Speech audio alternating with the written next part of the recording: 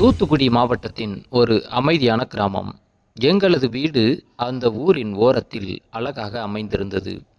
என் கணவர் நாட்டின் எல்லையில் தேசத்திற்காக பணியாற்றும் ஒரு இராணுவ அதிகாரி.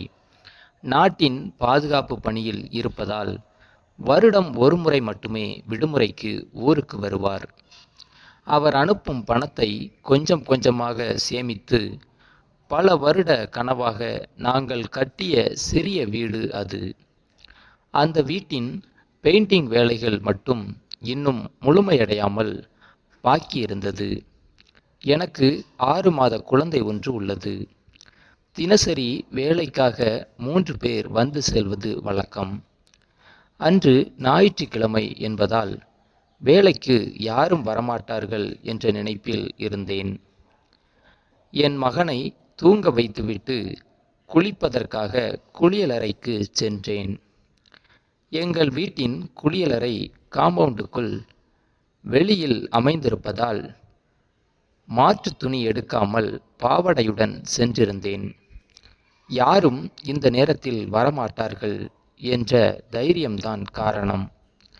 நான் குளித்து கொண்டிருக்கும் போதே திடீரென வெளியிலிருந்து அக்கா அக்கா என்ற குரல் கேட்டது. திடுக்கிட்டு போய்விட்டேன். கதவை திறந்து கொண்டு யாரென்று பார்க்க சென்றேன். அங்கு பெயிண்ட் அடிக்கும் இளம் பையன் தீபக் மட்டும் நின்று கொண்டிருந்தான். ஏன் தம்பி, இன்னைக்கு ஞாயிற்றுக்கிழமையாச்சே, நீங்கள் ஏன் வந்திருக்கீங்க என்று கேட்டேன். இல்லைக்கா, ஓனர் வேலை சீக்கிரமாக முடிக்கணும்னு என்னை மட்டும் வந்து முடிச்சுக்க சொன்னாருக்கா என்றான் அவன். ஹால் கதவு பூட்டி இருந்ததால் அவனால் உள்ளே சென்று வேலை செய்ய முடியாது. நான் உடனடியாக உள்ளே சென்று நைட்டியை அணிந்து கொண்டு வெளியே வந்தேன். உன் பேரு என்னப்பா என்று கேட்டேன்.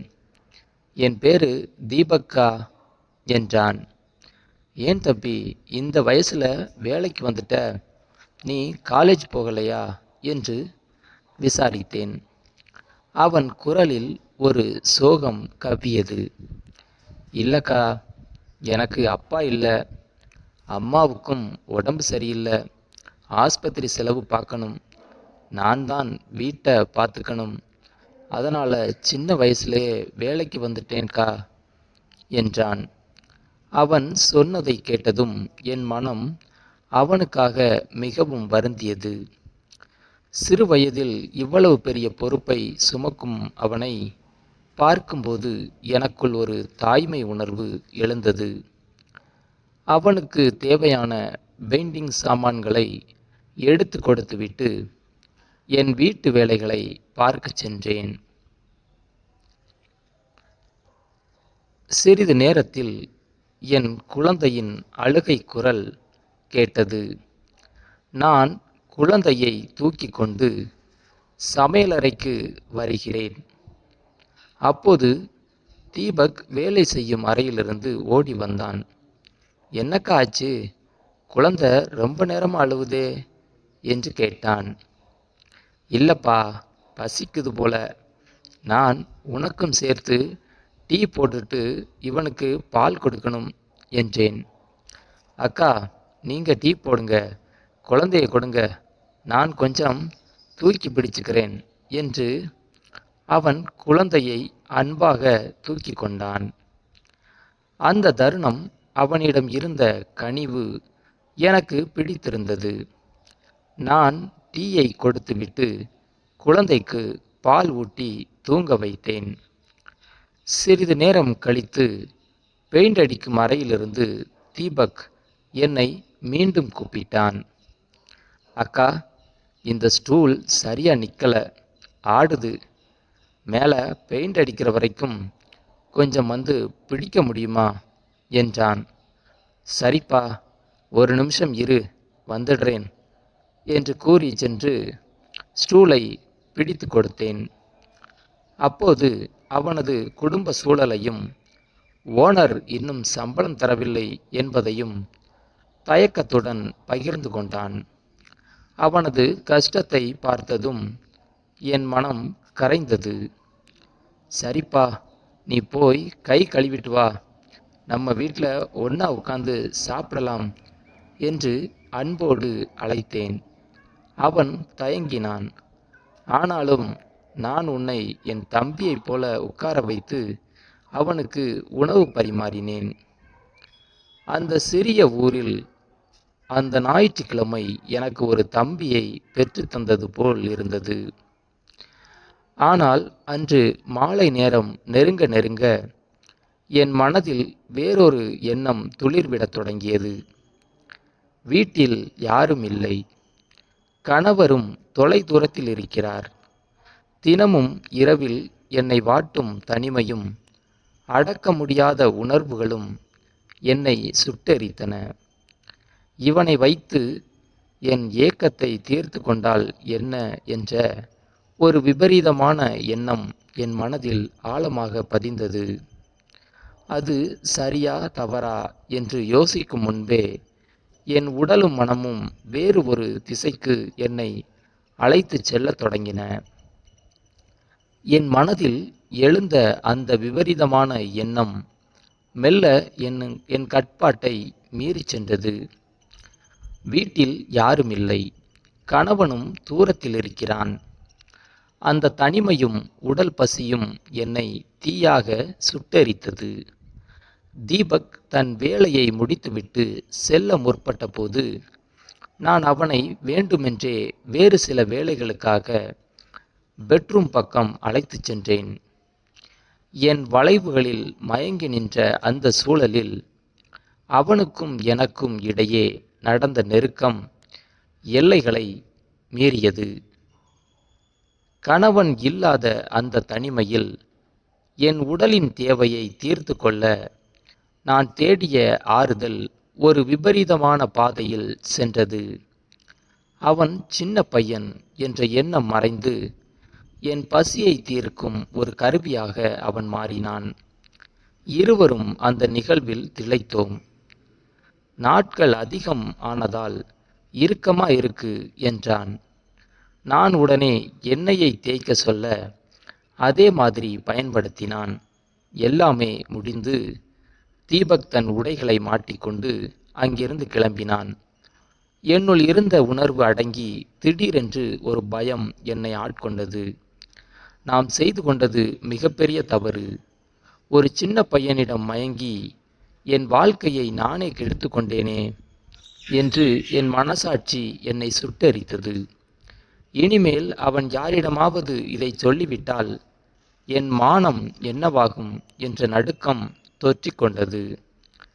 அன்று மாலை பெயிண்டிங் வேலையை முடித்துவிட்டு தன் கூலியை வாங்கி கொண்டு தீபக் கிளம்பும்போது என்னை பார்த்து ஒரு விசித்திரமான புன்னகையை சிந்தினான். அந்த புன்னகையின் அர்த்தம் என்னவென்று அப்போது எனக்கு புரியவில்லை. என் வாழ்நாளில் நான் செய்த மிகப்பெரிய தவறு இதுதான் என்று நினைத்து அழுது கொண்டே இருந்தேன். 2 நாட்கள் கடந்தன.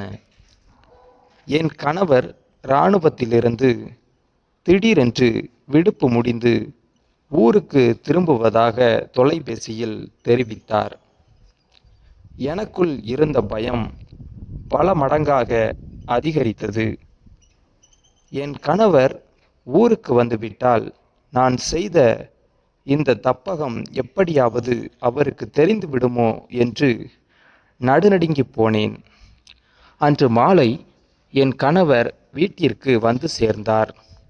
அவரை பார்த்ததும் என் குற்ற உணர்ச்சி என்னை மேலும் வாட்டியது. அவரிடம் உண்மையை சொல்லிவிடலாமா அல்லது வாழ்நாள் முழுவதும் இதை ஒரு இரகசியமாக புதைத்து விடலாமா என்று தவித்தேன். இரவு உணவு நேரத்தின் போது திடீரென்று எங்கள் வீட்டு கதவு தட்டப்பட்டது. கதவை திறந்தால் அங்கே ஊர் பெரியவர்களும் அருகில் பெயிண்ட் கான்ட்ராக்டரும் நின்று கொண்டிருந்தனர். அவர்களின் முகத்தில் கடுமையான கோபம் தெரிந்தது. என் கணவர் ஆச்சரியத்துடன் என்னை பார்த்துவிட்டு, யார் இவர்கள், என்ன விஷயம் என்று கேட்டார். அப்போது ஊர்க்காரர்களில் ஒருவர் கோபமாக முன்வந்து சொன்னார். சார், உங்கள் வீட்டில் பெயிண்ட் அடிக்க வந்த பையன்கிட்ட உங்கள் மனைவி நடந்துக்கிட்ட விவகாரம் ஊருக்கே தெரிஞ்சு போச்சு. அந்த பையன் வெட்கப்பட்டு ஊரை விட்டே போகிறதுக்கு முன்னாடி எல்லார்கிட்டையும் சொல்லிட்டு போயிருக்கான். என் காலடியில் பூமி நழுவியது போல் இருந்தது. நான் செய்த தவறு ஒரு நாளும் மறைக்க முடியாது. அது என்னை சுற்றியுள்ள அனைவரின் முன்னேயும் நிர்வாணமாக வெளிப்பட்டு விட்டது என்பதை உணர்ந்தேன். ஊர்க்காரர்களின் அந்த வார்த்தைகள் என் நெஞ்சை பிளந்தன. என் கணவரின் கண்கள் கோபத்தாலும் ஏமாற்றத்தாலும் சிவந்திருந்தன. வெளிநாட்டில் தேசத்திற்காக உயிரை பணயம் வைத்து உழைத்துவிட்டு வந்த ஒரு வீரனுக்கு நான் செய்த கைமாறு இதுதானா என்ற குற்ற உணர்ச்சி என்னை முழுமையாக கொன்றது. வீட்டின் முன்பாக கூடியிருந்த கூட்டத்தின் நடுவே என் கணவர் சில நிமிடங்கள் அமைதியாக நின்றார். அந்த மௌனம் ஒரு பெரிய புயலுக்கு முன்னால் நிலவும் அமைதியைப் போல என்னை மிரட்டியது. என் வாழ்நாளில் அத்தனை கனவுகளும் நாங்கள் சேமித்த கௌரவமும் ஒரு நொடியில் சுக்குநூறாக உடைந்து நொறுங்கிவிட்டன. என் கணவர் மெல்ல தன் கையை உயர்த்தி கூட்டத்தை அமைதியாகும்படி சைகை செய்தார். பிறகு என்னை உற்று பார்த்த அவர் நிதானமான ஆனால் உறுதியான குரலில் ஊர்க்காரர்களை பார்த்து சொன்னார். என் மனைவி செய்த தவறு என்னவென்று எனக்கு தெரியும். ஆனால் அவளை திருத்துவதும் அவளுடன் வாழ்வதும் என் சொந்த விஷயம். ஊர் கூடி என் வீட்டின் குப்பையை கூட்டுவதை நான் விரும்பவில்லை. தயவு செய்து அனைவரும் கிளம்புங்கள். அவரது அந்த வார்த்தைகளை கேட்டு ஊர்க்காரர்கள் திகைத்து போனார்கள். கான்ட்ராக்டரும் கூட்டத்தினரும் ஒருவருக்கொருவர் பார்த்து கொண்டே அங்கிருந்து மெல்ல கலைந்து சென்றனர். வீட்டுக்குள் அனைவரும் சென்றதும் கதவை அடைத்த என் கணவர் என் எதிரே வந்து நின்றார். என் கண்கள் வழியும் கண்ணீரை துடைக்கக்கூட எனக்கு தைரியம் இல்லை. அவர் என் தோள் மீது கை வைத்து ஒரு நீண்ட பெருமூச்சுடன் சொன்னார். நான் எல்லையில் இருந்தபோது உன்னுடைய தனிமையை புரிந்து கொள்ள தவறிவிட்டேன். உன்னை தனியாக விட்டுவிட்டு போனதும் தான் இந்த தவறுக்கு காரணம். நமக்குள் இருக்கும் இடைவெளியை நான் சரி செய்யாததும் தவறுதான் அரசி. ஆனால் இனிமேல் உன்னை தனியாக விடமாட்டேன். அவர் என்னை மன்னித்த அந்த பெரிய மனதை பார்த்ததும் என் இதயம் நன்றியால் வெடித்தது. செய்த தவறிற்காக நான் மனதார அவரிடம் மன்னிப்பு கேட்டுக்கொண்டேன். அன்று இரவே நாங்கள் அந்த ஊரை விட்டு முழுமையாக வெளியேற முடிவு செய்தோம். அந்த வீட்டின் நினைவுகளும் அந்த தவளின் நிழல்களும் என்னை வாழ்நாள் முழுவதும் வாட்டிக்கொண்டே இருக்கும் என்பதால் என் கணவர் தனது பணியிடத்திற்கு அருகில் உள்ள ஒரு புதிய நகருக்கு எங்களை மாற்றிக்கொண்டார். இப்போது என் கணவரும் நானும் எங்கள் குழந்தையுடன் ஒரு புதிய வாழ்க்கையை தொடங்கியுள்ளோம். கடந்த கால தவறுகளின் வடுக்கள் மாற நீண்ட காலமாகலாம். ஆனால் ஒரு மனிதனின் உண்மையான அன்பும் மன்னிப்பும் எப்படிப்பட்ட இருண்ட வாழ்க்கையையும் வெளிச்சமாக்கும் என்பதை நான் உணர்ந்து கொண்டேன்.